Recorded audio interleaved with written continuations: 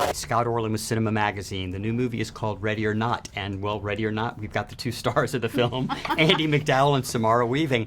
Okay, I'm going to take a leap of faith and say this is not a documentary on how to get along with your in-laws. You are correct. Yes, that's true. How surprised were you at the way this kind of unfolds? Because when we start out, we think there's a nice romantic kind of comedy element to the movie, and hold your horse. Yeah. Surprised?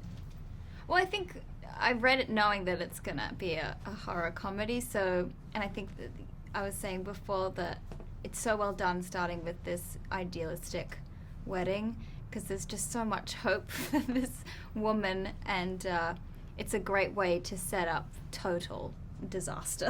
And you can feel the love between them. Right. You know, they have this beautiful relationship. I think that's really part of the magic of why it all works, is you believe in the relationship. Yeah, the Mark's such a beautiful actor. Yes, and, He's yeah, so and great. together they were so good together. And I think, and he threads it throughout. He really I mean, does. throughout the whole story, he's an appealing character, even though he's allowed See this. his turmoil. Yeah, and his struggle with it. That's that whole psychological string to this horror movie, Really which really interesting. what elevates it, I think, beyond. Just, it's not just a horror movie, it's so much more. It's, and the humor too. It's great humor. Not only was the horror and humor elements necessary for your skill set, but also your weaponry. Can you talk a little bit about when they first put one of those weapons in your hands? Was it comfortable? Was it crazy? I just remember not wanting to point at you. You know, it was like they were giving it to me. I was just like, I'm not pointing at her. Don't you trust know, I yourself. don't trust myself. Plus, I had to pull it back. Yeah. You know, so I remember that. I felt kind of okay with my weapon. Yeah, of you look choice. badass. I like Yeah. it. I like it. I You like look that. cool. And I think, you know, we didn't do very many takes. It's Yeah. interesting how. You like 2 or 3, right? Yeah, everything just was magical, the whole shoot. We were able to everything came together so perfectly. And this movie obviously paints a very broad canvas of familial relationships and, you know, who families type of are. But at the core of it is what's kind of expected of us, family idiosyncrasies, the mythology of family. Well, you know, our grandfather and father went to the school, you have to go to the school. This takes it a whole leap beyond that. But what about in your own families? Are there certain things that have kind of been passed down that you're supposed to follow? I can say one of the things that was great about the directors, Radio Science, was that they were open to me adding some stuff. And the first day I went in and talked to them, I had been thinking about this character, and I wanted to bring some elements from my family to kind of ground my character and me know where she came from. Supposedly, on one side of my family, I come from blue blood.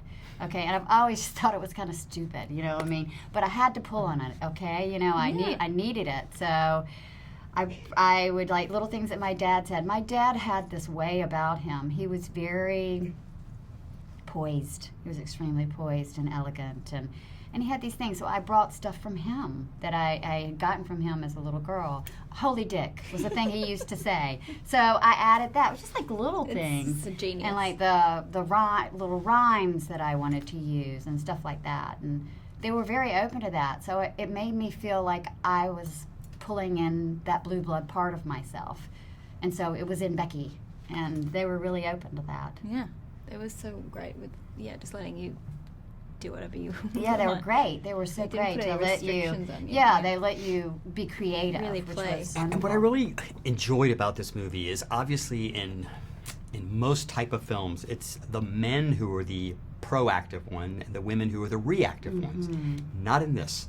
It really, I felt watching this film, it was the women who were the proactive one, whether it was good or bad. Yeah. Well, and it in was life, the men's who. So You know, they say how Yeah, it is proactive more active are you? truthful. it's more truthful. It's more truthful, Growing up, actually. you're like, if you have a problem, find a woman. Yes. Find a mum. Yeah.